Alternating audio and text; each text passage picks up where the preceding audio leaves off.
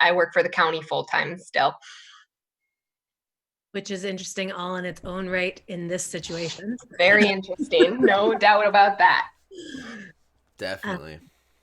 Yeah. And so Mindy mentioned I work for Siren Shrub full time. I came on in October with a plan to grow the business. And that had been going well. But our busy times are summer and winter. And the slower time is January, February, March. So a lot of that January and February were used to start to think about how we were going to really put strategies in place for getting our brand out there and gaining more traction. And then we signed up for about 40 events that we were going to be doing, and really thinking about our wholesale strategy, and put a little bit of focus on online, but not that much. And then COVID hit. And so all the strategies and the plans that we had kind of were immediately foiled. And then, Mindy and I are the two owners in this thing, and the two only people working on it. That's not true. We have a designer who helps us, and who else? There's one, and we have a team that's beyond us. But anyway, it's been nuts because Mindy, also has a really, really crazy busy business county that she's working for in COVID. So it's been fun thinking about all the things that we need to do to change and not being able to be together at all to do it. So fun. I would describe it as challenging. Goes between fun and challenging, I guess. Sure. Yeah. It's definitely been challenging. Fun and challenging. And real quick, I think there was a hiccup in Zoom on my recording end. Mindy, recap quickly, or take as long as you want. There was Zoom was being weird. So okay, if you could, please. Sure. So I'm Mindy, one part of Siren Shrub Co. We started Siren Shrub Company in 2018 and have grown a lot in 2 years. And we're just trying to keep up and growing and changing and learning. I do not work full-time for the company yet, but it feels often like I do, just on a different level than Layne. Yeah, so I guess that's the short version. Perfect. So we've set the tone. There was a battle strategy, a plan set for 2020, and now we've got COVID kind of flipping everything on its end, especially for events, going places, talking to big groups of people, getting your product in front of people. So I guess with that, where have you started to pivot? What does that look like? I mean, I would say that one of our biggest pivots, while we were planning for the sparkling shrub soda, for those of you that don't know, it's our cherry shrub mixed with sparkling water. We have been planning this guy for a really long time, but we didn't necessarily think it was going to all fall into place in the middle of a pandemic. And so that just magically kind of clicked together. And it was actually a really nice, bright, uplifting thing to have happen as we were like shifting everything and maybe panicking a little, trying to figure out how we were going to adjust, right? Like, it wasn't magic. Totally. Yeah. No, I'm just kidding. Yeah, I would agree with that. I mean, I think that almost pretty immediately, we tried to figure out how we could get that prototype into people's hands. So that was amazing. And then we also started talking about collaborations that were possible. And so Cocktails in Place came out of that, which was really awesome, and a way for us and 4 other partnering businesses or 5 other partnering businesses, to get in front of our audience, because our product is very education heavy. People don't really understand it. It's still new to the market. That's why we were going to be at so many events, is because we need to have people experience it. And that's the best way, is for us to be together and hand them a sample. But if we can't do that, then we need to get education in front of them as to how they can use it and make people feel more comfortable with it. And so that's what Cocktails in Place was. So a weekly recipe series. Crane just flew out by my window. A recipe series, and cocktail kits. And so we did that for 4 weeks. They're all up and posted, and we're going to continue to do little different iterations in our own way. And the sodas for that spin have been really great too, because we can't physically be at events handing out samples and mixing our sparkling water and shrubs together for people to try. Now we have this can that can show up at people's doors and they can try for themselves, and then hopefully move into the concentrate that we also make. I like it. Yeah. Sorry. No, I was just gonna have. I want Lyna and Derek to chime in here, and let's start digging into some questions as we dive into the idea of collaboration and education with both your company and the product. Because I'm guessing you're not going from it cures scurvy and that whole historical side of Shrub. In case anyone's ever wondering, that I love that part of it, but I'm guessing that's not being utilized right now. No, it's mostly just that it tastes good. And it wards off scurvy. If you need it, I guess. You never know in pandemic life. But yeah, I want to know, and so, you both have a lot of experience in community health setting too. So what, I guess ultimately, so as you're a new business owner, and then you have your world just completely ripped out from under you. And like you said, you have to pivot immediately, develop new strategies. You had things that were on the horizons that now need to be pushed to the forefront as a business venture. But on this series too, we like to talk about how does it feel too, and make sure that we're sharing not only the business operations and how things have gone and the pivot and success you've had and all the different things that you're looking forward to, but also as business owners in this environment, when it started happening, what did that feel like and how are you feeling now? And then what kind of changes has that made for you in your future? And how you're envisioning the role that this company plays for you personally because it's yours, but also with synergies and different things. And like you said, like cocktails at home, like how has this opened up so many new avenues for you? They're good questions.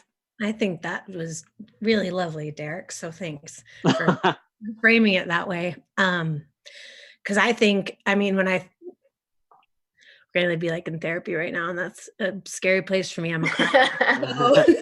We usually cry. Ask There's always question to make you cry. I just want to. Yeah, we have tears every episode. So good, welcome to the safe place. I feel like for myself, it's like it changes every day. Like I feel that I have I have anxiety and chest tightening and will wake up feeling like I woke up on the wrong side of the bed and I don't even know what triggers it. And sometimes I do because it'll be something I'm reading or watching or listening to or and sometimes it's just in my own thoughts. The background that I come from is really in a systems perspective and thinking, deeper at all of the ripples that this is going to cause. And because I came from a health background before going into a business venture, I really struggled in the early part to see and to understand, like my husband coming from an economic standpoint and him thinking through, just only kind of like, all right, how are we going to make our businesses survive? And I was very much on the like, shut everything down, close everything up, doesn't matter. And I think, that itself has been a ride, and I've had to see it from both places and for our own family. And but it's been really hard. There's the emotional side of it has been really, really hard. Yeah, I think too, like you said, and Mindy too, like all of us who kind of know what life is like behind that curtain on the health sector are walking this tightrope of anxiety in a way that it's really hard to explain. I know Bill and I talk about this every time we get on for these calls when we're just checking in with each other. It's like, hey, how are you doing? It's the same answer, but it's not the right answer. Like I don't know how to answer that when every day it feels like you're getting somewhere. And since I'm behind that curtain in healthcare, it is an everyday thing. Like you're looking for the smallest indicator of light in a sea of incredible and almost alien like at times, like ways of living and trying to manage this. And then you're positioned as a business, and how does that succeed is going to be a tribute to, like your resiliency and your creativity. And those that have proven that have been successful in this. And it's almost like they're vibrant and being creative in a way that helps position you probably more mentally and spiritually about the way this is all supposed to work. But it is an economic thing. So I think there's a heavy weight when the healthcare side. And I know Mindy carries that daily with her work in the county. Totally. It's like in isolation, you're still isolated beyond that because you are behind that curtain. And so it is a tightrope, and it's interesting communicating with your loved ones that aren't behind that curtain. For me, there's a lot of friction in that, but also a lot of understanding, and it's a very confusing thing, but it's exhausting. Yeah. No doubt. So how do you think, looking at, like, kind of like shining a little bit of a head, looking out into the future now, so it seems like a couple of your operations that you had on the books have now gone into production, and some ideas are being pushed to the forefront. And so how are you feeling now about, our near and long, I guess, a longer term future too, with where your place is, the partnerships you've made, and some of the exciting things that you feel like are keeping things going, whether that's cocktails at home or further other business explorations. But so how's this opened up that creativity for you? I think we had one of the most immediate pivots while we had a social media online presence. We've really had to amplify that. So there's been a lot of moments where Layne and I are not very good at getting in front of the camera, getting in front of our product. We just don't, it's uncomfortable. And so we've been really forced to do that. And it's actually been very good. It's been very good for us. It's been something that's been on our to-do list for a very long time, but we have no choice. We have to put ourselves out there a lot more than maybe we were prior to all this. So I would say that's a big positive shift that is happening. Yeah, I think that some of the things that have come along too with like bringing the sparkling shrub forward is we applied for the Idea Advance grant through UW-Madison, and that's something that'll help us look deeper into our customer segments and try to understand what they're interested in, how they would value this, and how we want to scale the business. And it's forced us to really think about like ingredients and amount of product that we're able to that we're going to be able to make and produce, and cash, and how the credit's going to change. And so, there's so many bits to it. But Mindy kind of talked a little bit earlier about cracking open a can of shrub when I don't know when sampling is going to come back, and when people are going to be comfortable with it, and us doing something and handing it to them and something we've made. It just, sorry, I never get this many phone calls. Okay. But so the cracking open of the can is important for a lot of reasons, with the idea that a bottle of shrub is a $20 concentrate you have to mix and you have to do something with. The can will be about a $3. You can open it up and drink it anywhere, anytime. It opens us up to how many more, I think, businesses would be interested in carrying our product, because it doesn't take as much to get people to use it. And so that's really good.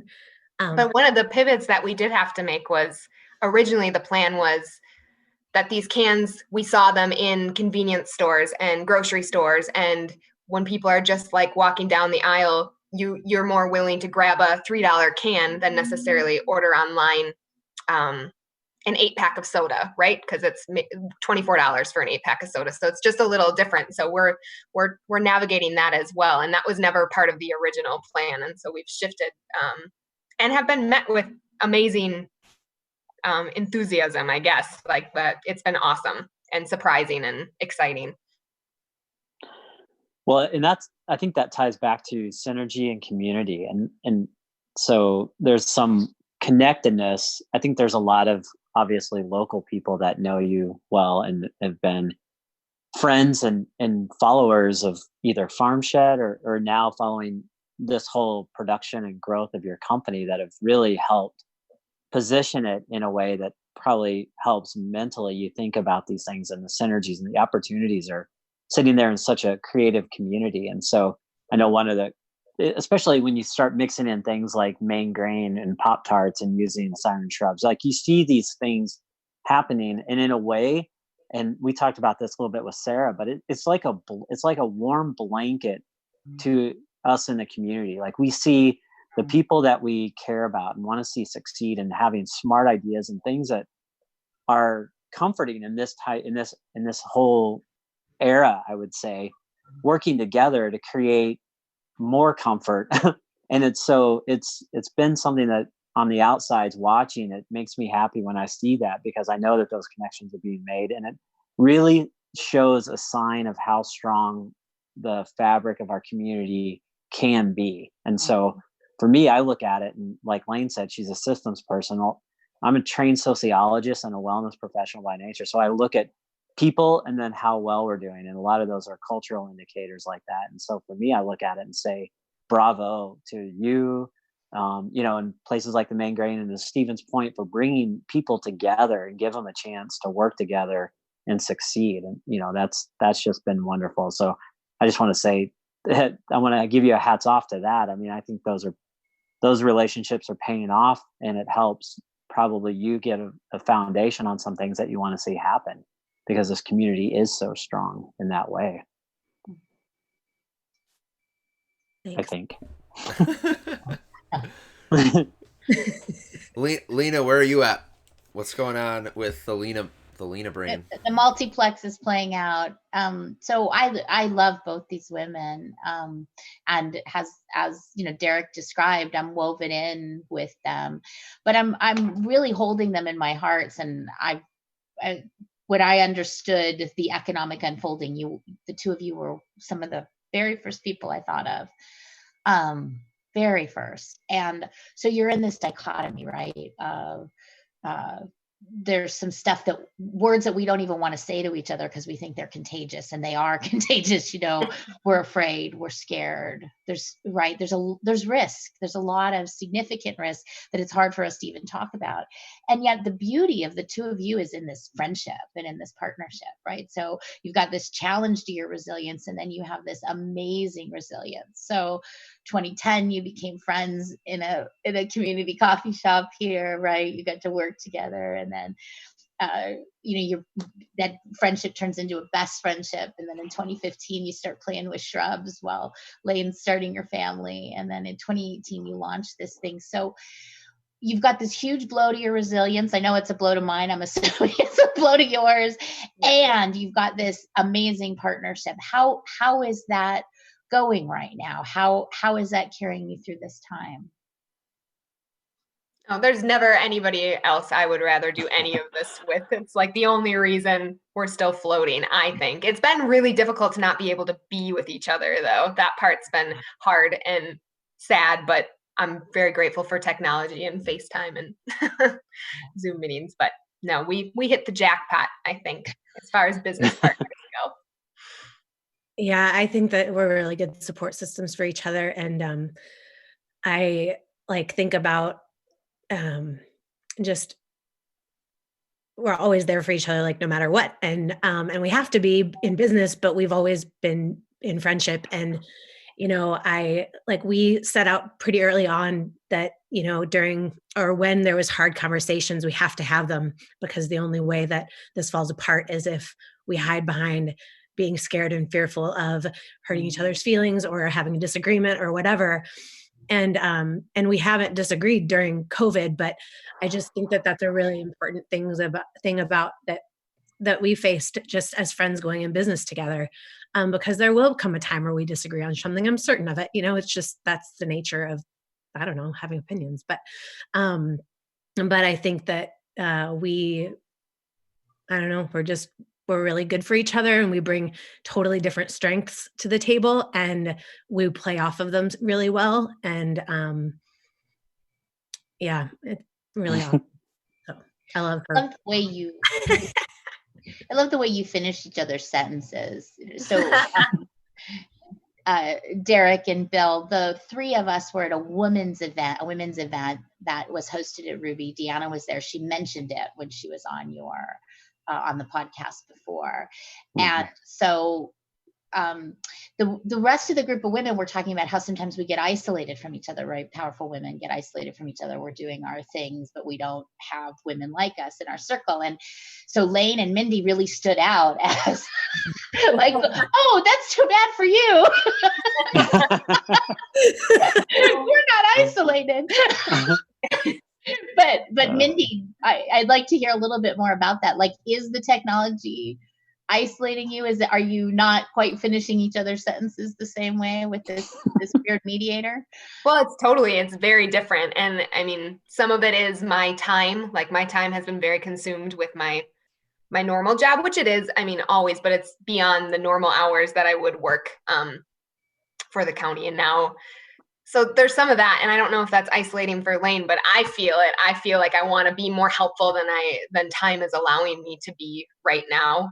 And she has had to tackle some insane things financially, a new product launch, like all these things. We're scaling in a way that we never have before, and like it is going to be growing season like in 2 weeks. And so how are we going to get through all this? And then cash is, we're thinking about cash because we're going to be in this for longer than any of us are comfortable with it. And so we have to keep looking ahead in that way. So yeah, I definitely think it's different. I like to think I can still read her mind even through the internet, but it's definitely changed.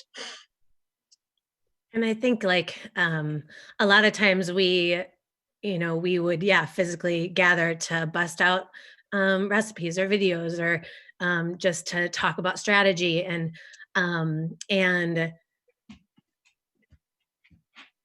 it's just different. We haven't seen each other, or like we haven't been together since her wedding, and that was March 14th.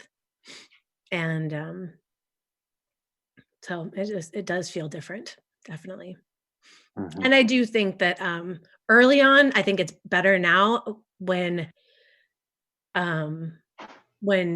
it was all unfolding and Mindy's job was changing, and her mind was really consumed with her, like beyond, her regular job. It was like everything was changing for her. I think that part was really, it was hard to just figure out what are we doing?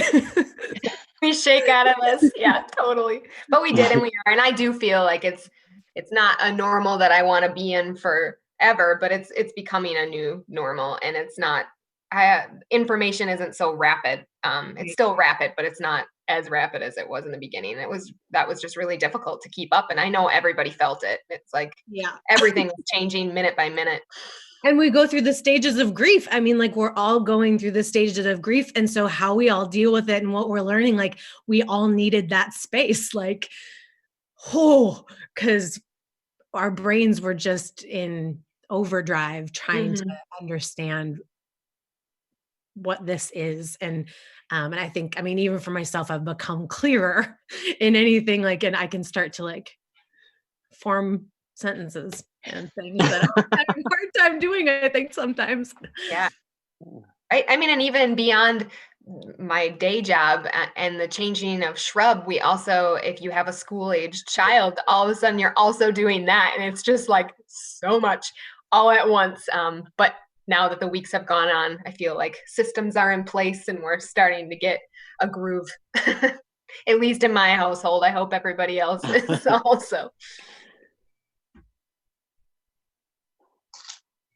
Yeah, I think we're all, a couple of weeks ago when we were talking with Adam from Horseshoes and Hand Grenades too, we were in this phase where we had been in that mobilization. So like in the stages of pandemics, we had moved through the crisis and we were in the shutdown period, but we were still somewhat early in understanding what a shutdown feels like, and then we started arguing about essential and non-essential businesses, and now we're seeing a lot of states open, and now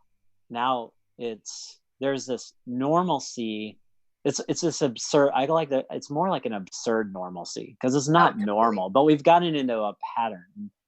So, and I think that's helped in a way get over that grief.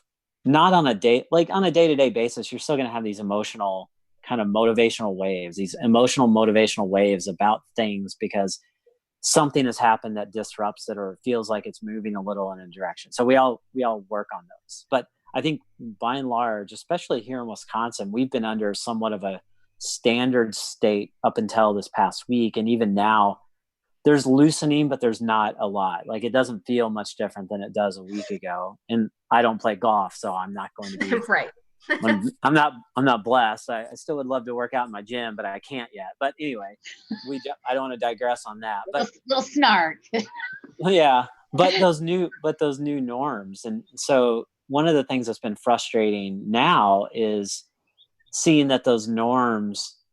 Yeah, like I'm very curious how we're going to feel because we're just now entering our second phase in the Badger comeback, bounce back, and so we're really just starting phase 2 of a lockdown period, and Georgia's opening up everything, and Texas is allowing, and Oklahoma is allowing. We're starting to see this, and we're also we cannot forget we're in a hyper political environment where a lot of these decisions have massive implications and are being pushed or held back in certain degrees. And then there's a political underlayer there that is interesting.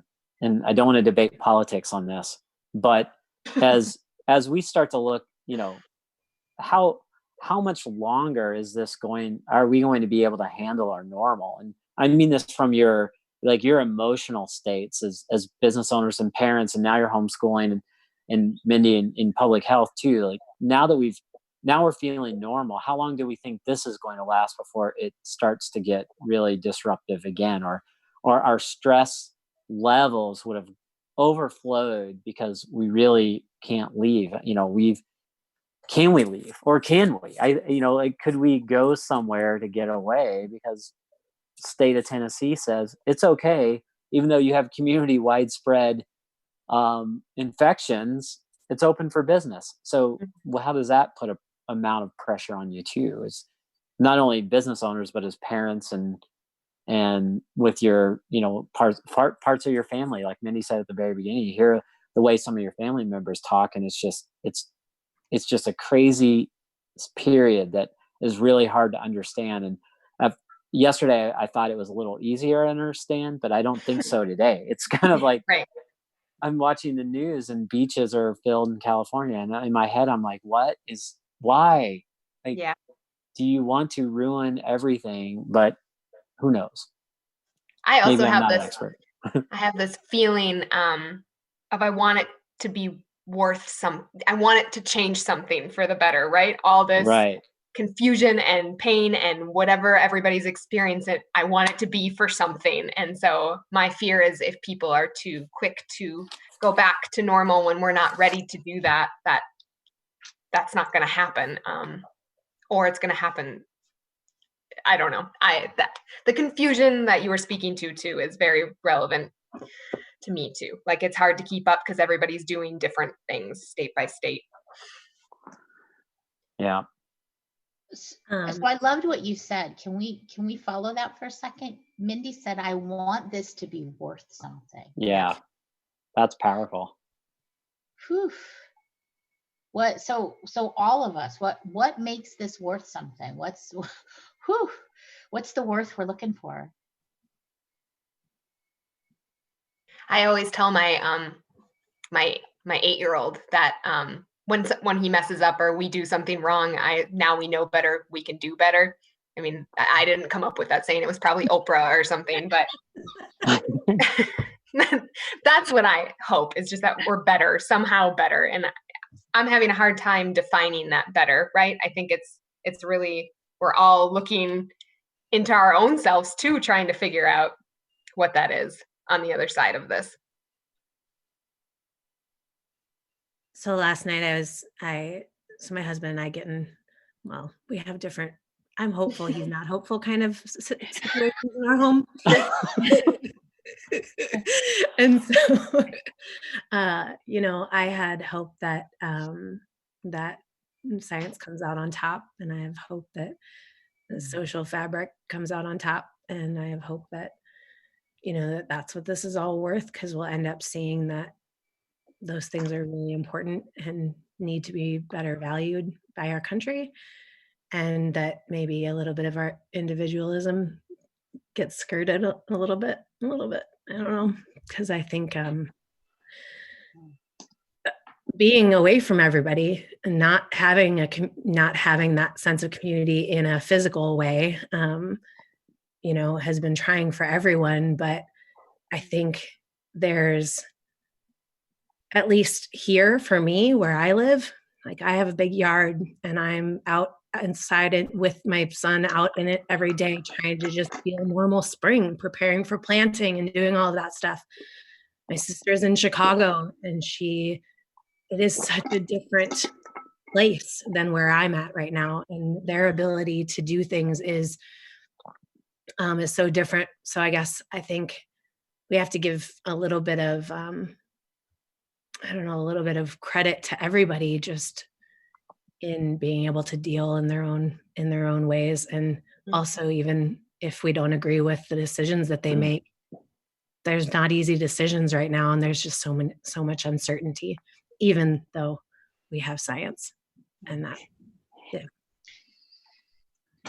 Yeah, I think, Lena, you said something last week. So, and I've been thinking about this, and then I've also there's a wellness group I'm working with that I'm writing an article about, like the soul searching part of wellness.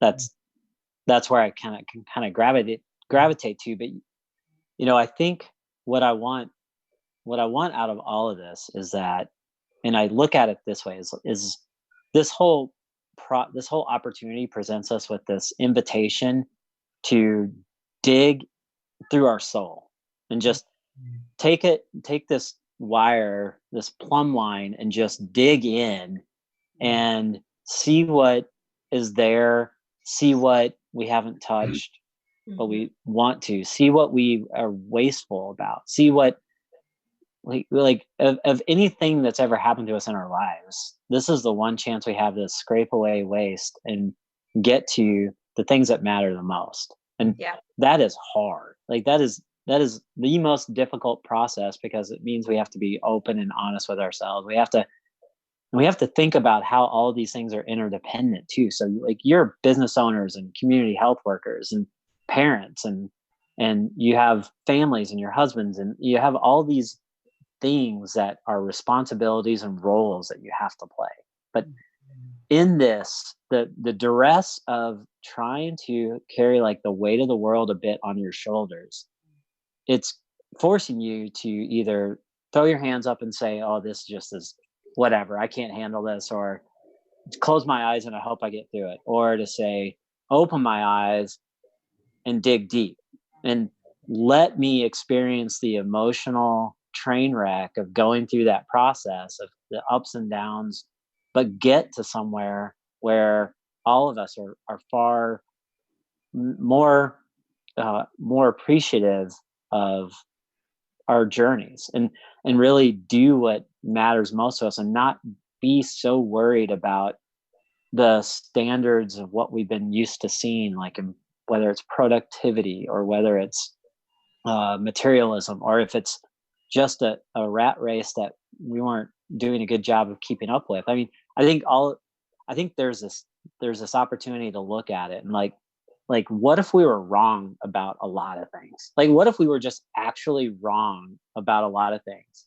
And here it's kind of like a reset button. Everything's been debased. So there's no sacred cows. So let's rebuild something better. And that starts with all of us taking a better approach to our well-being. And I don't mean just exercise or eat better. I mean truly well-being. And if we get there, then I'll be a happy little person. in the beginning of all of this, when they were like, your kids are staying home, I knew I needed to do something to structure Finn and I's schedule because my job was crazy and I didn't have the time to dedicate to like walking him through all the steps that he was going to need. And he was experiencing a major change too. I think we tend to forget that our kids also, their life got flipped upside down, right? So we created this schedule. And when I was creating the schedule for him, I had this moment of like, oh my gosh, we can control our own lives. Like, we can take control of like how we are using our time. I mean, there's things that you can't control, right? And that's a very privileged thing to say. I feel very lucky to be able to work from home and to live in a house with a yard and like, but I mean, he had things like creative time on his schedule where I just wanted him to like go build something, cook something, dance. I don't care, like be creative. Trying to think of other examples, but it just was this moment where I was like, sometimes you get so wrapped up in that rat race or that like, I've got to do all the things all the time. I don't know. So for me, that would be something I want to change too, is to just be more present in my own life and like take control of the things that I can actually control and not be eaten up by the busyness. Mm-hmm. So I'm thinking this really crazy complex stuff in my brain, and I'm also curious what you're thinking, Bill. So what would be worth it coming out of all of this? What would make it worth it? That's a great question. I started a weekly series with some of our community members today at the gym, and it's all centered around personal leadership because I'm seeing from talking, from texting, from messaging many of the people at our gym, a lot of this unraveling is happening. So kind of like what everyone's been talking about here, we're coming to this point, maybe the second stage of quarantine, where people are realizing they had put all of this crazy stress on themselves from external standards of like, oh, this is what a fit person looks like. This is how a fit person exercises. This is, you have to, manage the scale is this big thing. Quick, easy access to healthy food, not understanding all of the work that goes into it. There's just all of these standards or ideas in fitness that are being challenged and totally torn down. I've gotten so many messages from people who are, they've gotten rid of the scale, or they're finally cooking for the first time, or they're doing something with their fitness instead of just exercising to exercise. Like their physical goals now are more like, hey, I'm fit. Let's go spend time with my family. Let's go have a dance party with my children. Let's go hiking. It's not about just more fitness, or I don't know, like this idea of what fitness is that we're sold in magazines. It's what can I do with these gifts that I love, that I enjoy, that actually fulfills me, not just, oh, my watch says I did 20% more steps today. Great. Like what does that do for us? Nothing. Like we were such a gadget metric fad chasing world, and I'm talking about fitness, and then now we're flipped on our side, and we realize like none of that matters. Like move because you want to, move because it's a gift, move because you love your body, you love your family. So that would be one, I guess, is just realizing like, what do you want from your fitness? What do you want from your body? Do you want to be at home in your body, or what would that look like to you? And then go pursue that.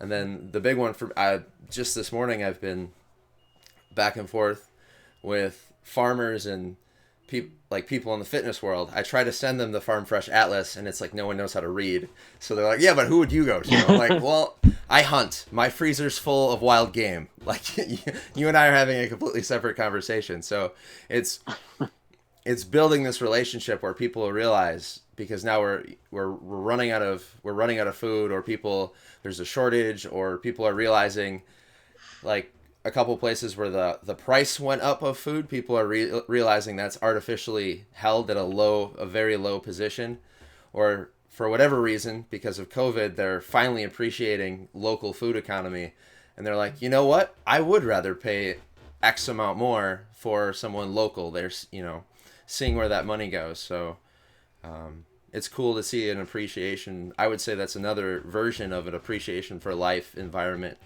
and community coming out of this, which is, I think, what we're all talking about. Is we're taking away a little bit of that individual, like, hey, what's good for me? Oh, cheap food. Well, not necessarily, because I love clean water, I love the environment, I love local economy. I'm going to pay it a little bit more for that food. So those are some things that are screaming at me right now, that I hope stick coming out of this. Yeah, for me, I'm thinking about an email chain that Layne and I were on this week that relates to what she said, or last week, what she said about the social fabric on top, right? So my specialty is leadership. I've been thinking about and cultivating my own and other people's and organizations' leadership for years now. It's a quest. And someone started this email chain by saying, where's the leaders, right? And bunch of us responded with different pieces, but what Layne said ties into the social fabric. She said, we are the leaders. And so I think we've got such a fabulous foundation in central Wisconsin of amazing people who are willing to step out and lead and do things differently, you know. And this is going to be a little morbid, but I have a friend who has cancer, and she made she had us all send her pieces, and she made this quilt, right? And so when I've been praying for her, the quilt is made from garments from 50 of us. And as she's been going through her chemo, my visual image is her wrapped in, right? Her wrapped in all of us.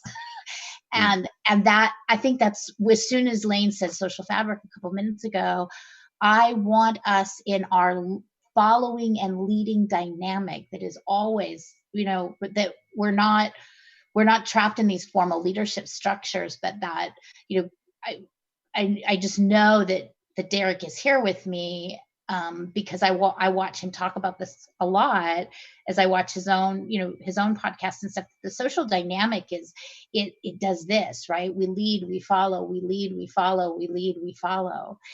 And I think there's some of us who are following in central Wisconsin that have an opportunity to step up and lead, and some of us who are leading who have an opportunity to fall back and follow. And I hope that alignment happens here, so that I want the whole world to be great, because I have people I love everywhere. And I want us to be even greater than we already are. Mm-hmm. Lyna, I'm fired up. Let's go. Or as my coach says, something like that. How does it go? Derek, you did it really well. How does the sound go? The workout, you're doing hard stuff good. Yeah. So it's like, I think of barbecue sauce, like, like, that's gonna be good, right, Bill? Put that on my squirrel. Always. I still don't really understand how much meat you can get off a squirrel, but that's probably another podcast. We're funny you mentioned that. We're gonna start a foraging, urban hunting / foraging clinic. It's all gonna be remote. What have you been waiting for? Kellen and I have been talking. Well, this is exactly what I've been waiting for. I'm gonna show everyone how to feed themselves with what's available in town. Squirrel is on the menu. I've been looking for the morels, but they're not here yet. But we've been waiting, and now with that rain and now these warm temps this week. Mm-hmm. Exactly. So I want to talk. We're going to take a quick break. Talk about food. Which shrub would pair well with a morel, Layne? Oh, good question. Good. I'd probably go maple ginger. I would say. I was like, You said at the same time. Yeah, Mindy was just gonna finish it. Excellent. I was gonna finish your sentence, but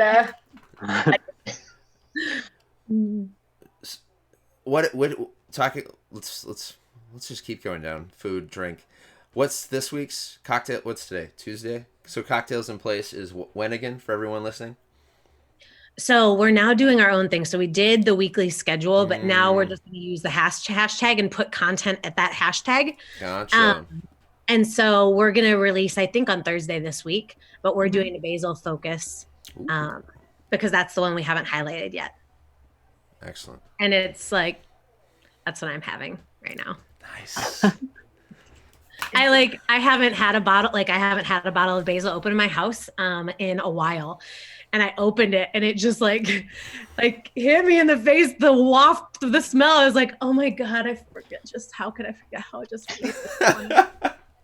Like I had the ginger and the currant and the cherry all in my fridge. And then I got through those and then I opened that one up and I was like, oh my gosh. Whenever we're at a sampling event together, and because we haven't been at any for a very long time, every time when we go to a sampling event together and we like have to try our kegs before we serve them, we both just like, every time we take a sip, we're like, oh, it's so good. like we're surprised by it, but like it feels good every time to be like, we're making a good product. If we're surprised by it every time we sip on it.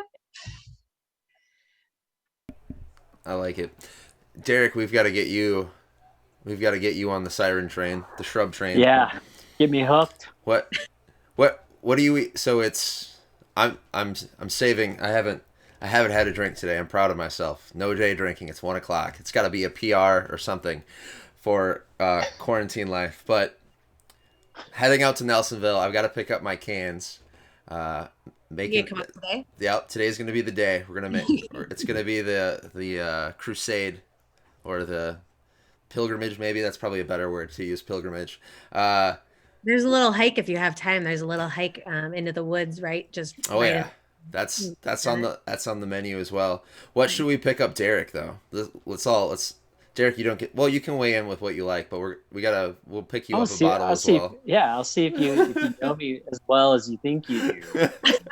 Derek, how do you feel about apple cider vinegar? Let's start there, and then we'll make our recommendation. Yeah. Okay. Yeah. You're not alone in that. That's okay. You're from Oklahoma. They have barbecues all the time, and you're telling me you're meh on apple cider vinegar. That's like the key ingredient. Because I know there's some other choices coming down the pipe. Like I'm strategic. They all have that, Derek. It's just the intensity of it that we're gonna choose the flavor for you. So, and Bill knows this. I have been high on sour beer for like 2 straight years. So good. I am all over the sour plan of life. Well, then this isn't that far off of that. Exactly. We always tell people who are like have a full body reaction to the word apple cider vinegar to start with the basil because it's sweet and bright and light. But then we also have a cherry, which I would say my recommendation would be to start with a cherry sparkling shrub. That sounds good. That sounds tasty. So does maple ginger. That's good. That one's got a kick. Pow. I like it. Kapow. Well, there's one thing that if I could before we have to, that we didn't touch on that and I don't know how it didn't come up, but one of the things that our business is really focused on is making an inclusive drink culture. And so we're here in Wisconsin, and I think especially during COVID, one of the things that early on with Cocktails in Place, we made the decision that we are always going to make a mocktail and a cocktail in every video. Because there are a lot of people that are recovering or just don't drink or are just trying to get more healthy and drink less. For as long as I've been alive, if you don't drink, you get weird looks and questions, and people think you're pregnant and all this stuff. And that doesn't need to be the case. People should be able to, have awesome and complex drinks, no matter whether they're drinking alcohol or not.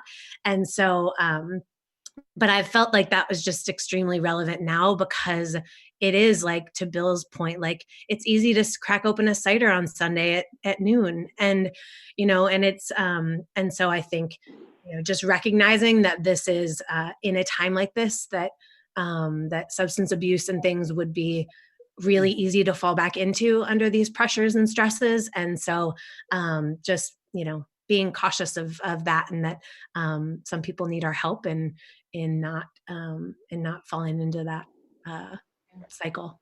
So I I hope think- that's a diatribe at the end of this. Yeah. No, that's beautiful. Yeah, thank you. Yeah, and as a business person, so I think it's fabulous as well, because you're right on top of a whole bunch of movements that are happening right now. So number one, I was just reading a couple days ago in the New York Times a fabulous article about the return of cocktail hour. But we also know, when we look at the consumer trends, that that people want zero proof drinks. Mhm. And that is a huge demand now, maybe for recovery, certainly for fitness, a declining interest in many ways in alcohol and in some of the markets that are buying, some of those segments. So I love how you're on top of that. It seems to me that you're perfectly timed, right? You've got, and I would love to have you say a little bit about your award as well for local sourcing. That's so you're timed in how you're making the product. You're perfectly timed in this return to cocktail hour. I think you're perfectly timed in terms of what the market wants. So before I didn't want to cut off that really supportive conversation about people in recovery. I would like to know about the award that you won for local sourcing. Derek, did you want to say anything else though about affirming what they said about recovery? I know I jumped in kind of fast there.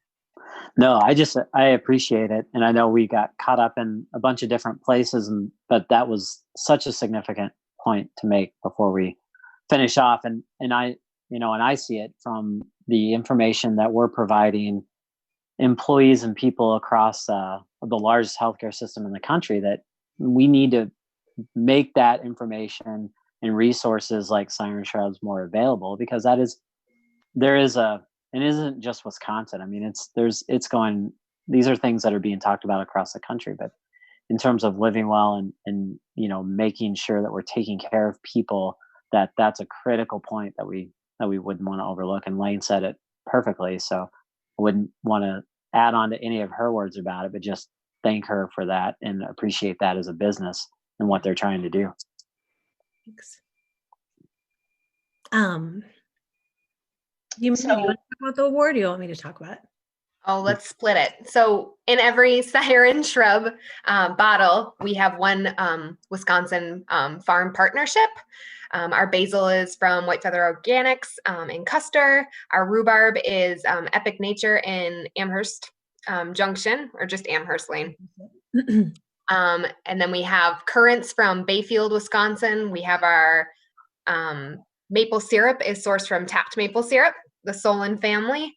And they do that up in the Anago area. What am I missing? The cherries.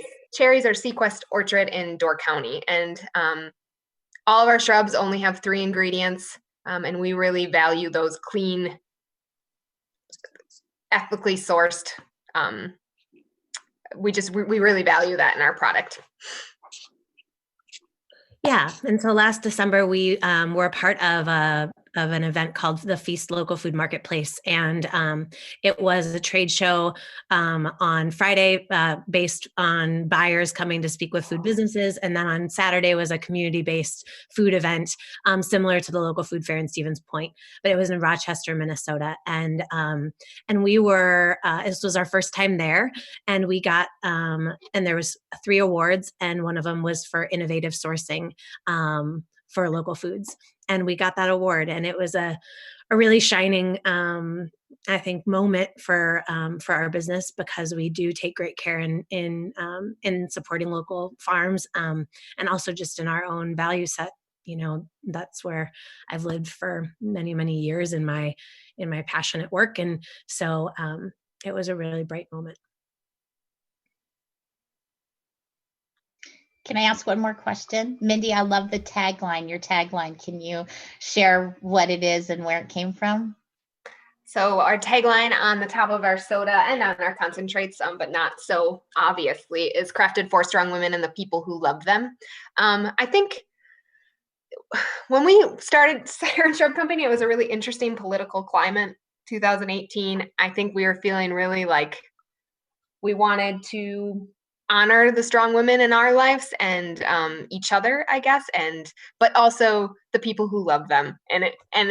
We did have some pushback to that in the very beginning of people like, why are you just honing in on just women? And that's not the point. The point is that we want to provide that space for strong women to exist in, and we also want to honor the people who honor them. Yeah, I loved it recently. A friend who got the Greg, who got the sodas, he did a little story and he underlined the people who love them, and he put me with a little arrow, and it was like just embracing that that part of I don't know, femininity and just cherishing that, and everybody seeing themselves in it, and the strong women that they love. So. I love it. I'm pumped. I might run out to Nelsonville, literally run.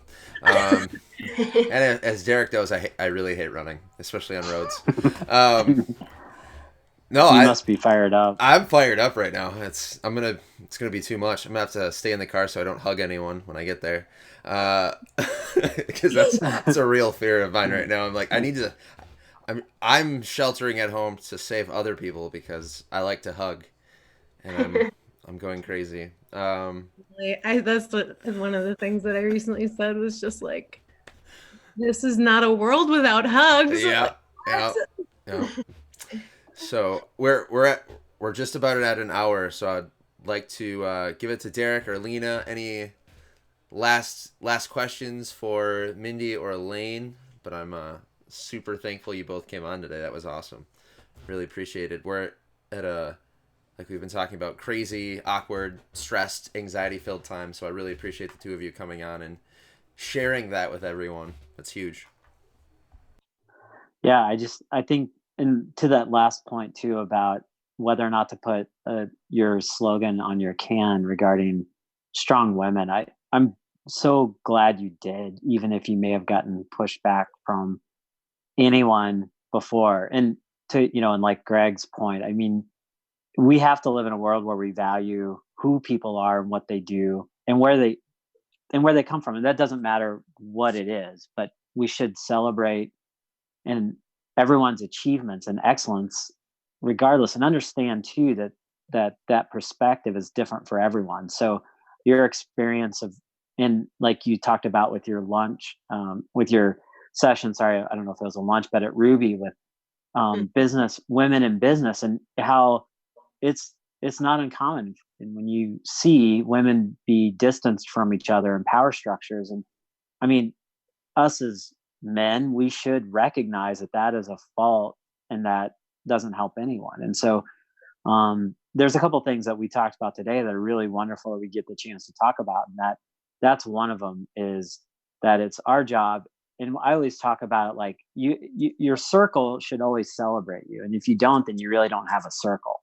Mm-hmm. So that's a key thing that we should never forget. And Layne and Mindy's experience as women business startups and owners is celebrate that and support it, and make sure that we're helping them carve out the lane that they want to be in, and continue on and do great things and build partnerships and be amazing at what they do, and for all the good reasons why they're doing it. There should never be any question about that. So I'm glad you put that on your stuff, no matter where it shows up. And then also, just again, thank Layne for bringing up again about about alcoholism in our culture. And that was some point that it's easy for us to just skip right past that in our COVID life because we're feeling stress and anxiety, but that roots itself in habits that sometimes are reckless and dangerous. And so it was good that we reminded ourselves that these are day-to-day life issues that we need to continue to discuss too. Mm-hmm. And applaud everything. And I can't wait to try your cherry flavored soda as soon as Bill and I can arrange some sort of exchange. Awesome. Well, so I just want to say for our listeners that there's a lot of places you can find Siren Shrub, but on Instagram and Facebook, those are two easy easy entrance ways, right? Easy get to ways. So you just search for Siren Shrub Company. I can't say shrub for some reason. I can't say it all A lot of S's, Lyna. It's okay.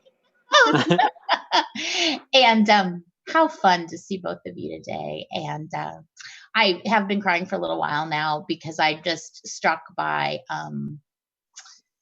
your strength and how much both of you, so many years I've been seeing your smiles and feeling your power and feeling your strength. And so thank you. Thanks for being strong for our community, for our world. We're so lucky to know you all. Thank you for having us. Yeah, this was really nice. It was just nice to spend an hour with you. That's why we do it. Yeah. Yeah, this is my weekly therapy. Yeah.